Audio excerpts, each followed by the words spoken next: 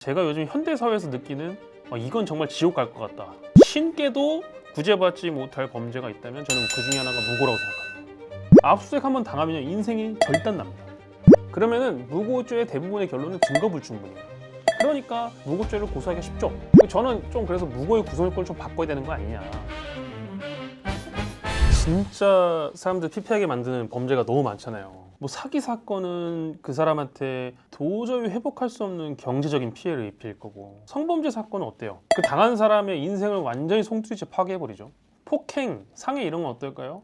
크게 다치면요 치료해도 돌아오지 않는 경우가 많아요. 그러니까 사실 범죄는 뭘 막론하고 우열을 가릴 수 없을 정도로 나쁜 건 매한 가지인데, 제가 요즘 현대사회에서 느끼는 이건 정말 지옥 갈 것 같다. 신께도 구제받지 못할 범죄가 있다면 저는 그 중에 하나가 무고라고 생각합니다. 그 정도로 무시무시한 범죄가 저는 무고라고 생각하는데, 저희가 무고를 고소도 많이 하지만 그 무고로 고소를 이제 당해가지고 오신 분도 있어요. 무고 사건 실제로 많이 해보기도 했고, 무고 사건이 공판까지 가면요 형량이 결코 가볍지가 않습니다. 정말 중하게 나오거든요. 생각보다 무고죄가 법정까지 넘어가서 구공판이 되게 되면 그 처분은 거의 징역형입니다. 무고죄가 벌금형으로 끝나는 케이스가 잘 없어요. 왜냐하면 무고를 하는 그 내용물에 범죄가 있을 거 아니에요. 그 어떤 범죄를 저질렀다고 거짓말해가지고 수사기관에 신고를 하는 건데, 대부분이 성범죄 무고가 많습니다. 이 사람이 성범죄를 하지 않았는데도 불구하고 성범죄를 저질렀다, 이런 강력범죄에 대한 어떤 무고가 많거든요. 요즘에는 단순히 강간무고, 강제추행 무고뿐만 아니라 몰카를 찍었다, 트렌드인데 이게 진짜 괴멸적인 피해를 입힙니다. 이게 왜 피해가 심각하냐면, 몰카를 찍혔다고 하는 고소가요 증거자료로 몰카를 제출할 수 있을까요? 어떤 사람이 내가 몰카 찍혔어요 라고 고소하면은 증거로 몰카를 낼 수 있을까요? 그러니까 무고인 사건과 무고이지 않은 사건은 구분이 잘 안 돼요. 이게 진짜 좀 지양돼야 되는 건데, 실제 이런 고소 때문에 진짜 피해를 입은 분들이 의심을 받는 거예요. 몰카 범죄는요 그 특성상 증거를 피해자가 갖고 있지 않은 경우가 많아요. 어떤 그 사람의 행동이나 태도나 이런 걸 봤을 때 찍었을 것 같아. 근데 증거가 없는 경우가 많거든요. 그러니까 경찰이 압수수색을 반드시 해야 한단 말이에요. 디지털 성범죄 같은 경우에는 압수수색 한번 당하면 인생이 절단납니다. 여러분들 갑자기 핸드폰이 사라져요. 노트북, 데스크톱 다 사라져요. 갑자기 하루아침에. 그럼 여러분들 일할 수 있겠어요? 직장에 뭐라고 설명할 거예요? 학교에 뭐라고 설명할 거예요? 압수수색 한 방에 중단됩니다. 그리고 털어서 먼지 나오지 않는 사람 없다고 그 사건뿐만 아니라 불량이 나올 수 있어요. 누구나. 그렇기 때문에 몰카 범죄를 당했다라는 무고 같은 경우에는 돌이킬 수 없는 괴멸적 피해를 입힙니다. 그러다 보니까 강간무고, 강제추행 무고가 아무래도 사회적으로 지탄도 많이 받고, 재판의 결과도 그런 무고죄에 대해서 좀 경종을 울리는 그런 사례가 많이 늘어나다 보니까 요새는 또 뭐 헤어진 연인 사이에서 몰카 범죄로 무고를 하는 경우가 대단히 늘어나고 있는 추세입니다. 전 너무 안타까워요. 이 여성, 남성 모두 할 거 없이 이 무고는 피해를 입히는 것이다. 여성 입장에서는 어떠냐면은 실제로 몰카 피해를 입은 분들의 진정성을 훼손하는 거예요. 그분들은 정말 죽을 때까지 그 영상이 나를 괴롭히는데, 그런 사건에서 내가 무고로 의심받을 수 있는 상황이 늘어나는 거예요. 반대로 무고당한 남자는 어떻게 했어요? 하루아침에 모든 활동이 중단됩니다. 계좌이체도 못하고 뭐 결제도 못해요. 핸드폰 날아가 버리면은. 그럼에도 불구하고 이걸 자주 하는 이유는 뭐냐면, 별다른 증거가 없어도 고소장이 잘 접수가 됩니다. 몰카 사건은 증거자료로서 몰카를 제시하기 대단히 어렵기 때문에.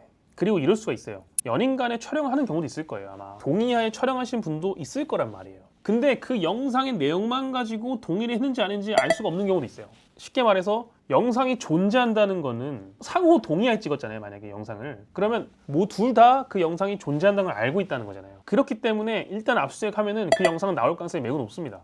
그러면 결국에는 그 영상의 내용물을 가지고 판단을 해야 되는데, 영상의 내용물만 가지고 이게 몰카인지 아닌지 알 수 없는 경우가 대단히 많아요. 모호하거든요. 정말로 둘이서 동의해 찍었는데 여성 피해자의 일관된 진술이 있을 때 남성이 그걸 방어하기란 대단히 어렵습니다. 정말 전문적인 변호인의 완벽한 조력 없이는 정말 빠져나오기가 어렵습니다. 근데 그런 추세가 늘어나는 거는 아는 거죠. 이제 그런 범죄가 얼마나 강하게 처벌받는지 알기 때문에 그런 거를 수단으로 사용하는 무고 사건도 많이 늘어나고 있다는 겁니다. 여성분들이 입은 피해도 분명히 있어요. 그러니까 실제 피해를 입은 분들, 진짜 범죄 피해를 입은 분들은 너무나도 힘들어요. 실제 몰카를 당하신 분들은 정말 영원히 파괴되는 기분을 받으실 겁니다. 근데 이런 무고 사건이 많이 늘어나면요, 경찰관들이 향후 압수수색을 함에 있어서 대단한 걸림돌이 있어요. 허들이 높아지는 거예요. 점점. 법원도 검찰도 진정성을 의심하게 되는 거예요. 점점 가면 갈수록. 그러니까 이런 무고들은 늘어나면 늘어날수록 수사관한테도 좋지 않고 진정한 피해자한테 좋지가 않은데 늘어나고 있다는 게 문제인 거죠. 그러면은 무고를 당했으면은 무고죄로 고소해가지고 뭐 잘 해결하면 되는 거 아니냐라고 얘기하시는데 되게 쉬운 얘기예요.